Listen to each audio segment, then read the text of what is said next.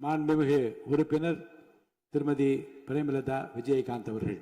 பேரவைத் தலைவர் அவர்களே, முதலமைச்சர் அவர்களே, எதிர்க்கட்சி தலைவர் அவர்களே, அமைச்சர் பெருமக்களே, சட்டமன்றத்திலே இருக்கும் அனைத்து சட்டமன்ற உறுப்பினர்களுக்கும் முதல் கண் எனது வணக்கங்களை தெரிவித்துக் கொள்கிறேன்.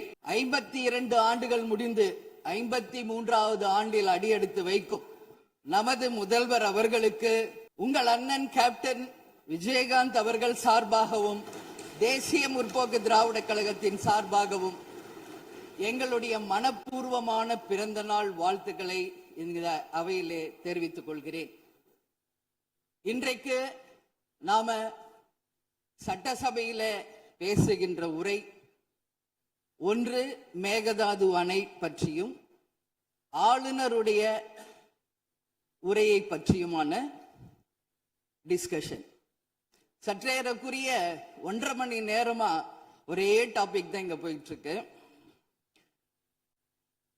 அந்த வாய்ப்பு அனைத்து சட்டமன்ற உறுப்பினர்களுக்கும் சமமாக வழங்கப்பட வேண்டும் என்ற வேண்டுகோளை பேரவைத் தலைவருக்கு நான் வைக்கிறேன். நிறைய பேருக்கு வாய்ப்பு கிடைக்குது, நிறைய பேருக்கு வாய்ப்பே கிடைக்காமையே போயிடுது. இது சட்டமன்றம், எல்லாருக்கும் ஈக்குவாலிட்டி, எல்லாருக்குமே வாய்ப்பு தரணும் பேசுறதுக்கு. அது நீங்க அவைத்தலைவர் அவர்கள் நீங்க அதை பார்த்துக்கோங்க. அதுக்கு அடுத்தது அன்று ஆளுநர் உரை,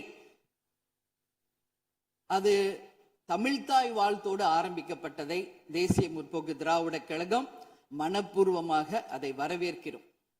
அதே போல ஆளுநர் உரை அன்றைக்கு ஆளும் கட்சியின் உரையாக இருந்தது என்பதை யாரும் மறுக்க முடியாது. ஒரு ஸ்போக்ஸ் பர்சன் மாதிரி ஆளுங்கட்சியை பற்றி மட்டுமே அவருடைய உரை இருந்தது. நமது தமிழ் மொழி தாய்மொழி, நம்மளுடைய அன்னை தமிழ் அன்னை. அந்த தமிழ் மொழியை நாம் சொல்றது செந்தமிழ் அப்படின்னு சொல்லுவோம். அதை நாம் கேட்கும்போது அது நம் காதுல தேன் பாய்ந்ததாக தான் நம்ம எல்லாரும் சொல்வோம். ஆனால் அன்றைக்கு ஆளுநர் உரையில் 37 நிமிடங்கள் அவர் பேசியதாக ஒரு குறிப்பு இருக்கு. ஆனா 37 தவறுகள், தமிழை பற்றி உச்சரித்தவை அத்தனையுமே மிக மிக ஒரு வேதனையான ஒரு விஷயமாக இங்க நான் பார்க்கிறேன்.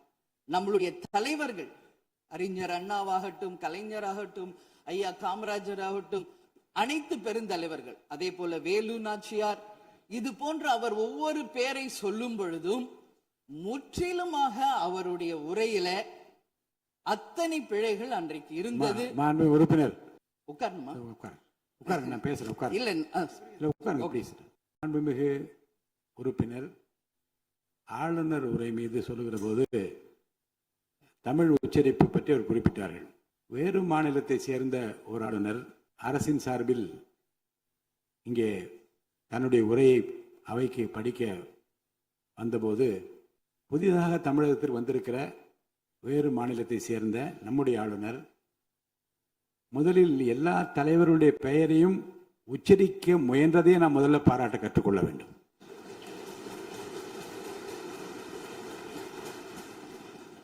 இன்னொன்று, எல்லா பெயர்களையும் விடாமல் படிக்க வேண்டும் என்று அவர் காட்டிய ஆர்வத்தை நீங்கள் பாராட்ட வேண்டும். இன்னொன்று நான் உங்களுக்கு சொல்லுகிறேன், தமிழை கற்றுக்கொள்ள வேண்டும் என்பதில் நம்முடைய மாண்புமிகு ஆளுநர் அவர்கள் ரொம்ப அக்கறையாக இருக்கின்றார் என்பதை நான் அவரை நேரிலே சென்று ஆளுநர் உரைக்கு உரையாற்ற நீங்கள் வர வேண்டும் என்று அழைப்பு விடுக்க சென்றபோது தமிழ்நாட்டில் இருக்கக்கூடிய வரலாற்று சிலவற்றை நான் படித்துக் கொண்டிருக்கிறேன் ஆங்கிலத்தில். அதில் சுதந்திர போராட்டத்தில் இவ்வளவு பெரிய வீரர்கள், இவ்வளவு பெரிய தியாகிகள் தமிழ்நாட்டில் இருக்கின்றார் என்பதை பார்த்து நான் ரொம்ப வியப்படைகிறேன் என்று சொன்னார்.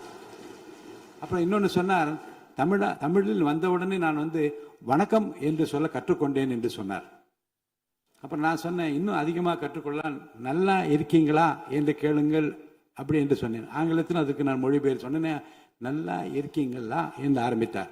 நான் உடனே பதில் சொன்னேன், நல்லா இருக்கேன், ஐ எம் ஆல் ரைட் என்று சொன்னேன். உடனே அதை ரிப்பீட் பண்ணார். இதை சொல்லுவதற்கு காரணம் என்ன என்றால், தமிழ்நாட்டுக்கு வந்திருக்கிற, நம் நிலைமையை புரிந்திருக்கிற, நம் உணர்வுகளை புரிந்திருக்கிற ஒரு மாண்புமிகு ஆளுநர் இங்கே படிக்க முயலுகிற போது உச்சரிப்பு வருவது கொஞ்சம் சிரமமாகத்தான் இருக்கும். ஆனால் நம்முடைய கருத்தை முழுமையாக ஏற்றுக்கொண்டு கௌரவத்துடனும் கண்ணியத்துடனும் இந்த அவையை நடத்தி அவருக்கு நாம் நன்றி சொல்ல கடமைப்பட்டிருக்கோம். மேற்கொண்டு அதை விமர்சனம் செய்ய வேண்டாம் என்று நான் கேட்டுக்கொள்கிறேன். அதை நான் ஏற்றுக்கொள்கிறேன் பேரவைத் தலைவர் அவர்களே. அட்லீஸ்ட் தேன் வந்து பாய வேணாம், ஈட்டி வந்து பாய்ந்தது அது அன்றைக்கு, இது யாரும் மறுக்க முடியாது.